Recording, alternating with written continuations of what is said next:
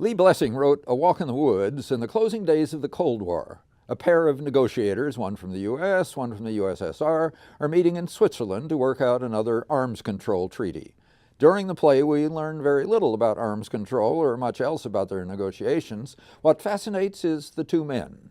Andrei Botvinnik, the Soviet negotiator, is older. He's been at this for 20 years. From experience, he has low expectations for their enterprise. He suggested that they take a break from the talks and go for a walk in the woods. The American, John Honeyman, is younger. This is his first time in these negotiations, but he has been a successful negotiator in other situations, and he expects to be successful here.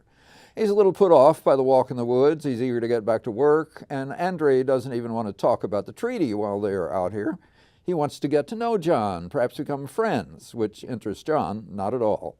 Their conversation ebbs and flows as the older man brings the younger man to understand the role of their talks in the grand scheme of things. At West End Players Guild, Tom Moore played Andrei. It was a lovely performance with a charming, flawless Russian accent. Andrei speaks well in measured sentences. Though his is a quiet performance, Andrei is the one you watch. He sends the conversation off in odd directions sometimes, but eventually you understand his reasons.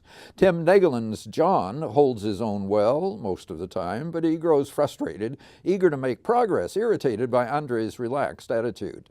The two men have each found the right rhythms in speech and body for their characters. Director Renee Severmonsi regulated those rhythms carefully for a satisfying low-key experience. The theater smelled good, too. Set and lighting designer Jacob Winslow scattered a few logs and some leaves about the stage with a large rustic bench for the men to sit on. Tracy Newcomb provided the costumes for the changing seasons, and Mary Beth Winslow created the sound design.